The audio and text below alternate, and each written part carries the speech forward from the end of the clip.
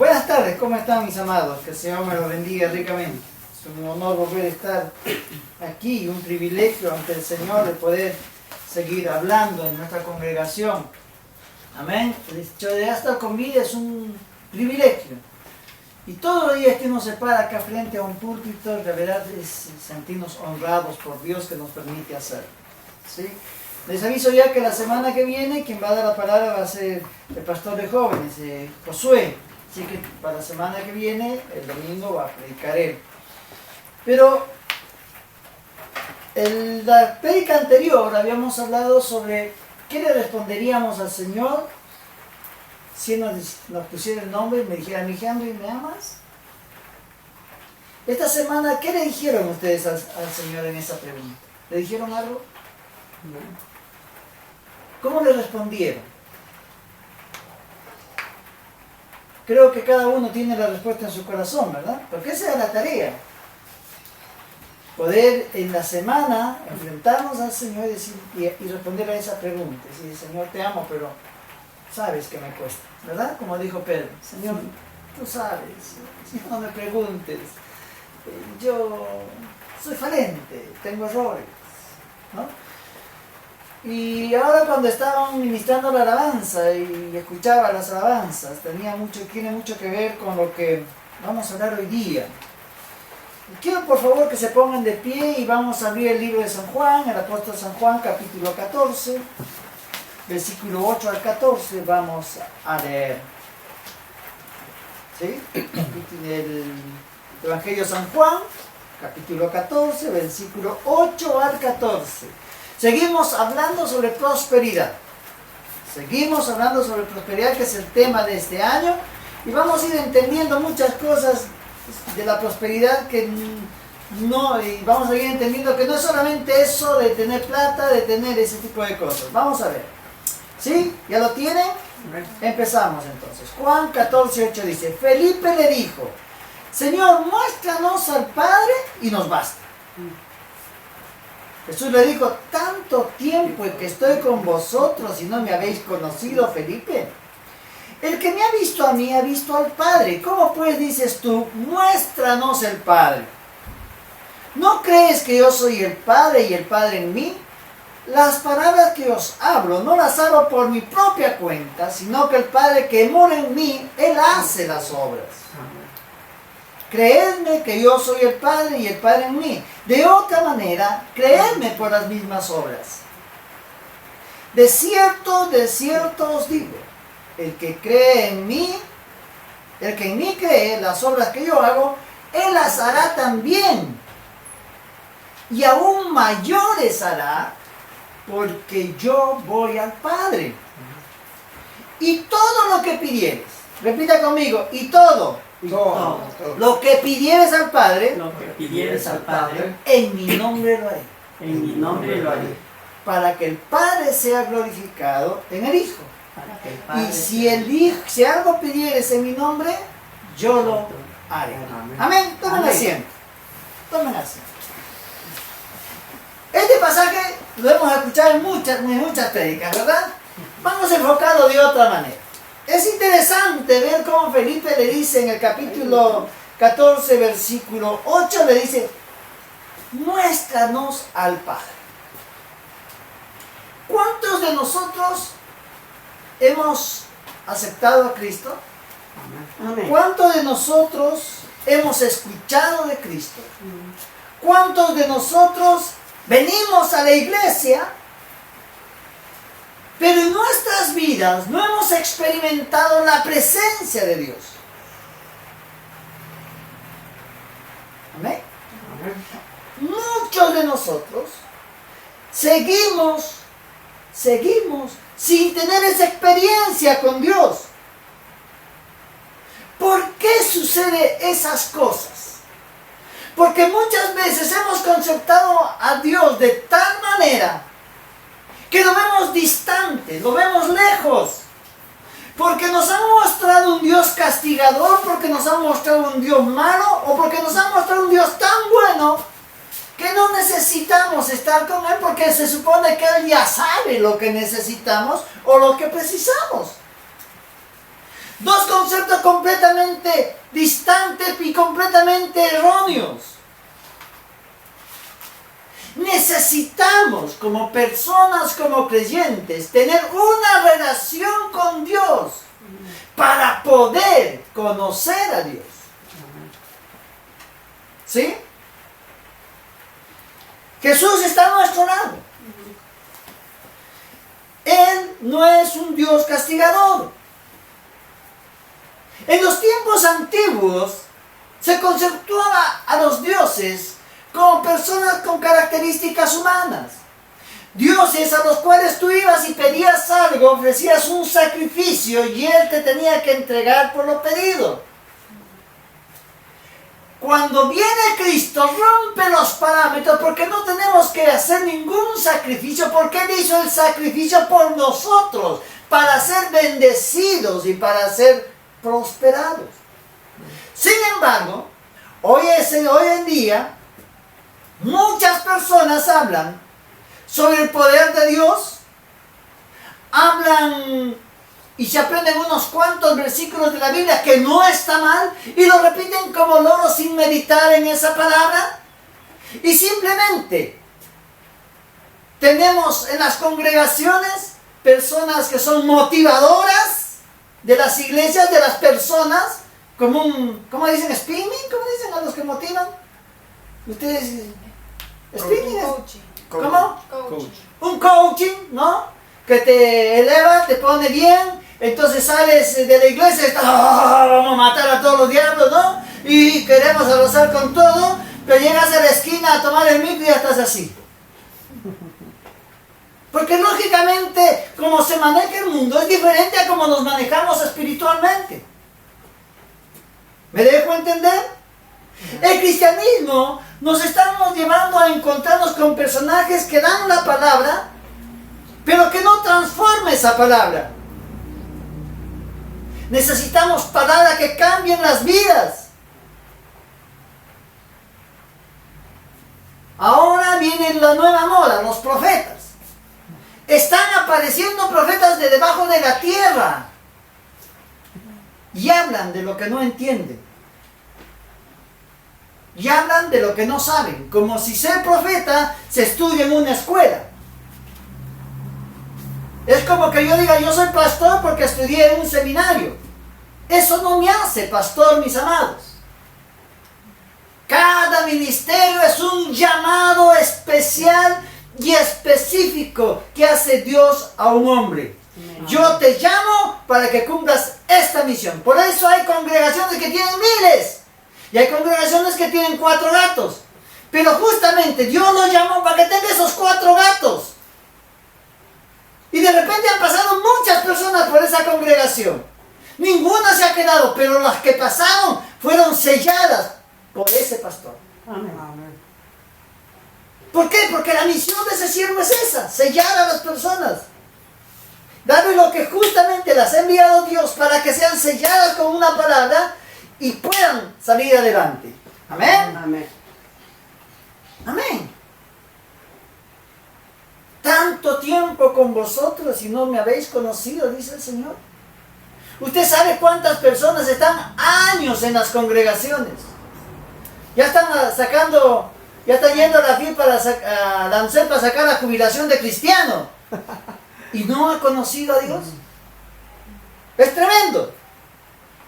Es tremendo. Dice, ¿no crees que yo soy el Padre y el Padre en mí? Versículo 10. Las palabras que yo os hablo, no las hablo por mi propia cuenta.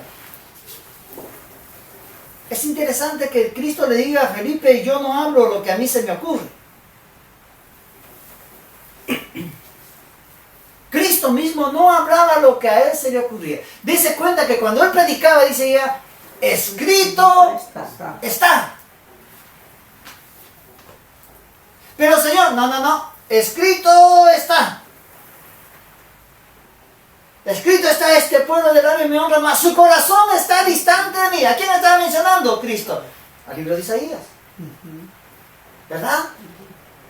Escrito está. Y es que nos está demostrando Cristo la dependencia que debemos tener de su palabra y de su presencia. Amén. Porque cuando usted está en la presencia de Dios, cuando usted tiene la necesidad de Dios, cuando usted entra en el lugar secreto junto a Él con su palabra, Él le va a mostrar cosas maravillosas. Y de esa intimidad podemos hablar. Amén. Estamos acostumbrados a repetir muchas veces versículos y palabras y dichos y hechos como si fueran bíblicos y realmente no están ni en la Biblia o están mal dichos. Si enumeraríamos las frases que dicen, ¿no? Por ejemplo, Dios bendice al que amanece más temprano. Está en la palabra. ¿Quién dijo que está en la palabra que el que amanece más temprano es bendecido por Dios? ¿En qué parte? No dice así. ¿No? Y vamos con palabras que le vamos agregando a la Biblia. Recuerden que esa es una maldición. Tengamos mucho cuidado. Muchas cosas pueden ser verdad. Y otras no tanto. Por eso es importante que aun cuando predica quien les habla, o predica, o vayan a otra congregación a visitar, o vayan a otro sitio y escuchen alguna palabra por internet, dense el trabajo de revisarlo a través de la palabra. Amén. Tengan un tamiz en la palabra. ¿Usted quiere ser prosperado? Analice la palabra. Hoy en día dicen, traigan, yo me acuerdo hace el año 80, decían, traigan el llavero, traigan plata, Dios les va a bendecir. ¿En qué parte de la palabra me pueden explicar dice eso? No, porque Dios se hizo pobre para hacernos ricos. Están sacando del contexto la palabra. Vamos a ver una cosa, vamos a seguir. Y es que están sacando del contexto, porque en el siguiente versículo, en el Juan 14:13, ¿qué dice? Todo lo que pidieres al Padre en mi nombre, lo haré. Amén. Si algo pidieres en mi nombre, versículo 14, yo lo haré. ¿Está bien lo que leí? ¿Qué falta? A ver, revisen sus Biblias. Para que el Padre sea glorificado en el Hijo. Para que el Padre sea glorificado en el Hijo. Nosotros muchas veces predicamos y decimos, si algo pidieres en mi nombre, dice Jesús, yo lo voy a hacer. Todo lo que pidieres al Padre en mi nombre, yo lo voy a hacer. Pero ¿para qué le vas a pedir al Padre? ¿Y qué te dice el Señor? Para que sea glorificado en mí el Padre. Es interesante. Entonces, ¿qué es lo que tenemos que hacer?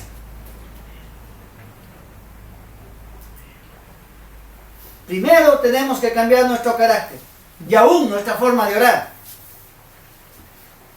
¿Sí? Amén. Y eso es algo que no se nos ha enseñado. No se nos ha enseñado. Se nos ha enseñado, pidan y pidan y pidan. ¿Y saben qué sucede? Que muchas veces se nos ha metido tanto en la cabeza que mucha gente viene a la iglesia, pide, no recibe y se enoja con Dios.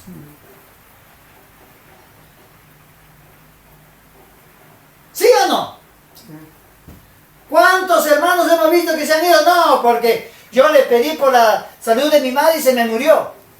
Y bueno, pero si es la voluntad de Dios. ¿Tú estabas pidiendo para exaltar a Dios? ¿O para qué?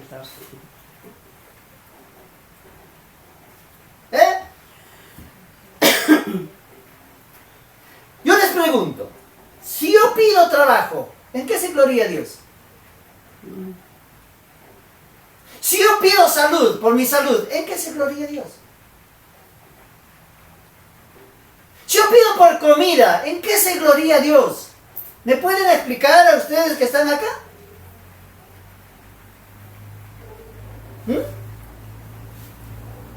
Y cuando hacemos ese tipo de oraciones, no solamente no estamos glorificando a Dios, sino lo estamos tratando de irresponsable a Dios. Porque si yo tengo esa relación con Dios de padre a hijo, y yo sé que Dios es mi padre, yo tengo acá a mis hijos, ¿alguna vez les ha faltado pan? No. ¿No dice acaso, si ustedes como dan buenas dádivas a sus hijos, yo no os daré también. Cuando nosotros pedimos ese tipo de cosas, estamos tratando mal a Dios. Entonces, ¿cómo debo decir? Lo que tienen que decir es, gracias Dios. En su momento de oración tienen que decir, gracias Dios porque tengo comida. Gracias Dios porque yo tengo vestido. Gracias porque tengo un techo. Gracias porque tengo un trabajo o voy a tener un trabajo. Amén. ¿Me dejo entender lo que quiero decirles? Amén. En ese sentido, esa oración es glorificar al Padre. Porque así aún usted está enfermo y le dice, gracias Señor por mi salud. Estás glorificando a ese Dios.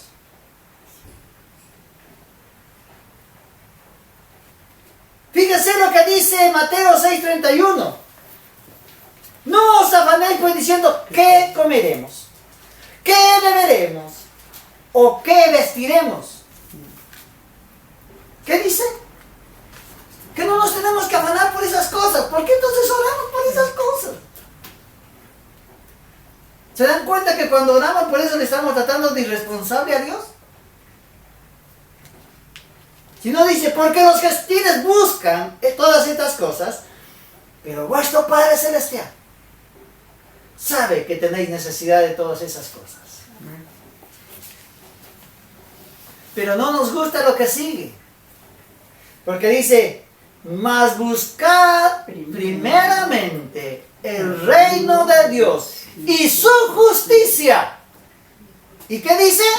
Y todas estas cosas os serán añadidas. ¿Qué cosas serán añadidas? Todas. Todas. Y cuando él dice todas, se está refiriendo a todas. Amén. No se está refiriendo a algunas. Y a él no se dice, uy, me olvidé de tal cosa. No, él no es como yo, como padre, ¿no? Uy, me olvidé de depositarle a mi hijo. Ay, me pidió temprano. Y después a las 10 de la noche estoy enviando lo que me pidió mi hijo, ¿no? No. A Dios no le ocurre esas cosas.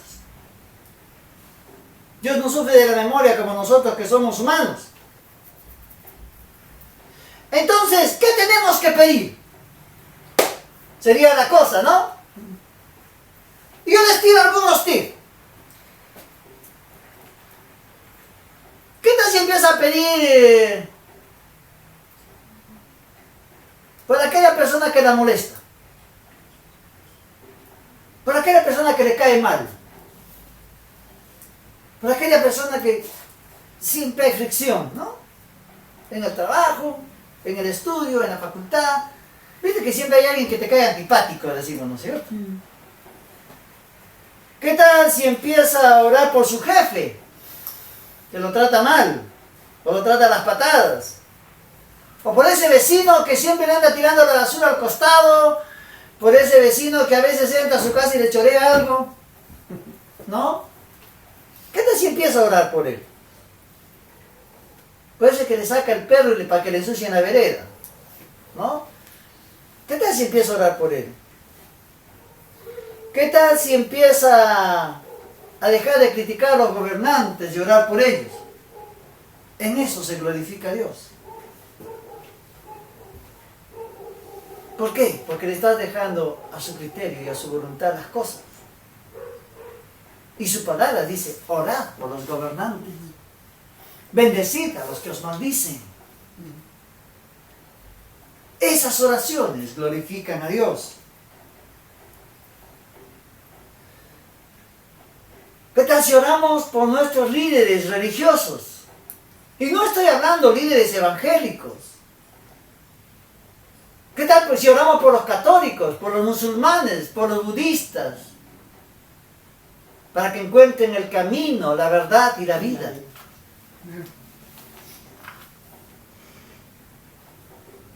En vez de andar peleando por tonteras, deberíamos glorificar a Dios de esa manera. Y yo creo que cuando empecemos a orar en ese sentido, vamos a ser prosperados. Y vamos a recibir mucho más. Porque Imagínense una cosa. Si Cristo, en ese momento, en ese monte del Calvario, y en ese monte de olivos, no hubiera cumplido la voluntad del Padre, Él hubiera dicho: Padre, mira, pasa por mí este trago amargo. Y Él estaba vislumbrando todo lo que le iba a pasar. Por eso es que sudó sangre.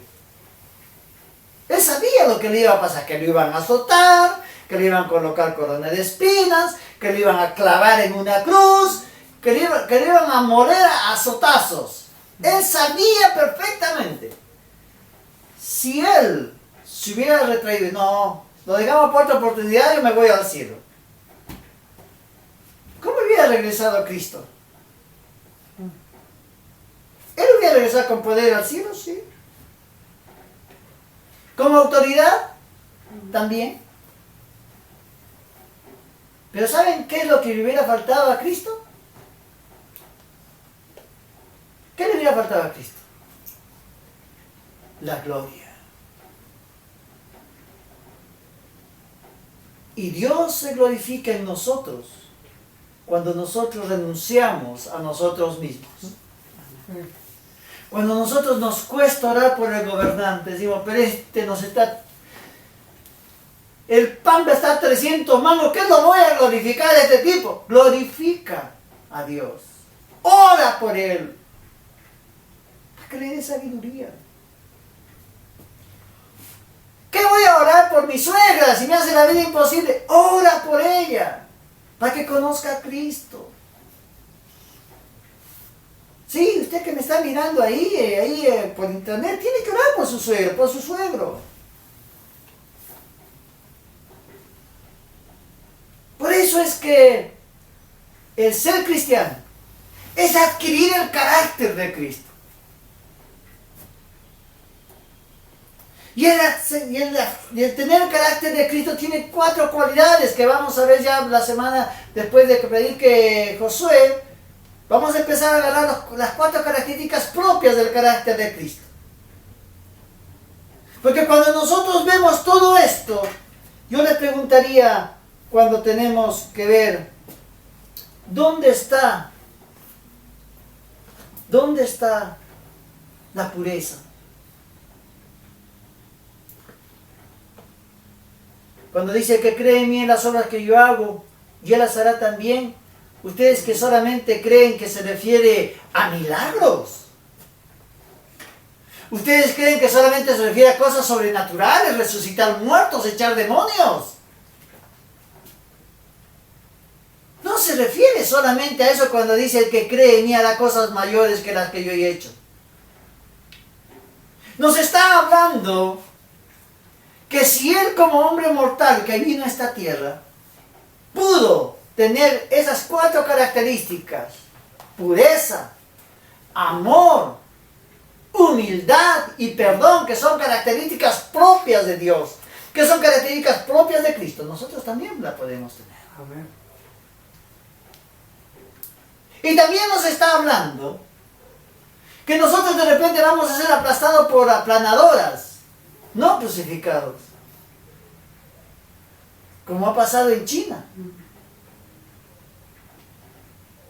Había un grupo de pastores, unos misioneros, esto es histórico, que trabajaban en China. Y en un momento ellos trabajaban debajo de los puentes, en los túneles, y estaban reparando las carreteras, y encuentran, al pasar la topadora, rompen la estructura del puente y ven que abajo hay gente, y eran cristianos. Y les obligan a que renuncien a Cristo. Ninguno renunció. No renuncian. Pusieron la aplanadora. Y empezaron a pasar por el más pequeño. Y ninguno renunció. Murieron los misioneros y murieron 30 personas. De esas cosas no se hablan. Cosas mayores que las que yo hice harán ustedes, sí.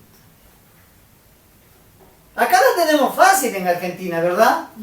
Acá podemos hablar, te vas a la plaza, nadie te va a decir nada. A lo sumo algún atrevido por ahí te dice cualquier palabrota y sigue el camino. ¿Verdad? Pero hay países, como en los países musulmanes, donde te pueden cortar la cabeza. No hace más de 3, 4 años que los de ISIS cortaban la cabeza a los chicos cristianos. Y vendían a las niñas para trata de blancas. Así es que, mis amados, cosas mayores que las que yo he hecho ustedes harán. No solamente se refiere a milagros y prodigios, sino al cambio de carácter y a la entrega de nuestra vida por Él. Por eso es que cuando Dios habla en Mateo 5, dice: bienaventurados los pobres, porque de ellos es el reino de los cielos. Bienaventurados los que lloran, porque ellos recibirán ¿qué? Consolación. Bienaventurados los mansos, porque ellos recibirán la heredad. ¿Sí? Bienaventurados los que tienen hambre y sed de justicia, porque ellos serán saciados. Bienaventurados los misericordiosos, porque ellas alcanzarán misericordia. Bienaventurados los limpios de corazón, porque ellos verán a Dios. Bienaventurados los pacificadores, porque ellos serán llamados hijos de Dios. Bienaventurados los que padecen persecución por causa de la justicia, porque de ellos es el reino de los cielos. Bienaventurados sois cuando por mi causa os vituperen y os persigan, y digan toda clase de mal contra vosotros mintiendo. Amados, gozaos y alegraos, porque vuestro galardón, nuestro galardón es grande en los cielos, porque así han perseguido los profetas que fueron antes de vosotros.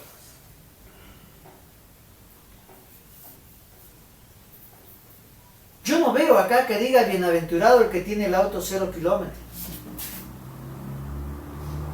Yo no encuentro acá el que dice bienaventurado el que tiene un trabajo liviano y gana mucho. Yo no veo acá el que dice bienaventurado el que tiene la mejor ropa, los mejores trajes. Yo no veo acá que dice bienaventurado el que canta bonito o el artista. Yo no encuentro acá bienaventurado el político que afana.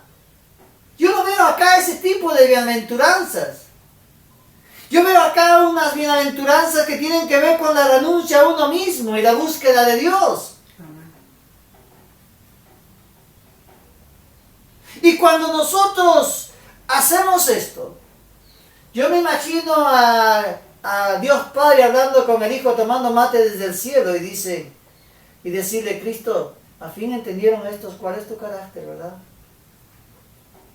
¿Cómo no los voy a bendecir? ¿Cómo no voy a prosperar a mi pueblo? Yo me acuerdo hace tiempo, alguien me dijo así: es que tú tienes el don del sacrificio.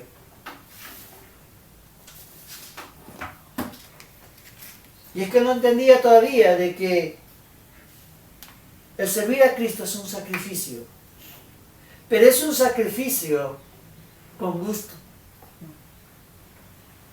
Hay un dicho en el mundo que dice: sarna con gusto no pica. El que es cristiano realmente y el que se dice cristiano, el sacrificio no nos cuesta. Renunciar a nuestras comodidades no cuesta. Renunciar a nuestros países no cuesta. Yo tengo aquí a mi esposa que desde el año 96 nunca más volvió a nuestro país de origen. Ya no tiene amigos. Porque si ella vuelve allá, serán conocidos, pero no amigos. Ya no tiene raíces donde nació. ¿Verdad? Muchos podrían decirle lo mismo de los verdaderos cristianos. Ahora, ¿quieres ser prosperado? ¿Estás dispuesto a seguir este camino? Ya os he hablado. ¿Verdad? Amén. La palabra ha sido clara. Ten intimidad con Él. Busca primero el reino de Dios. Todo lo demás viene solo. Amén. ¿Quieres orar? Da gracias a Dios por lo que tienes. Glorifica y exalta su nombre. Y ora por los que no nos quieren. Amén. Por aquellos que te caen mal. Amén. Amén. ¿Nos proponemos esta semana hacer eso? Amén. Amén. Amén. Amén. Que el Señor los bendiga y bendecimos a nuestros hermanos amados que nos van a ver por la web. Los esperamos la semana que viene. Que el Señor los bendiga.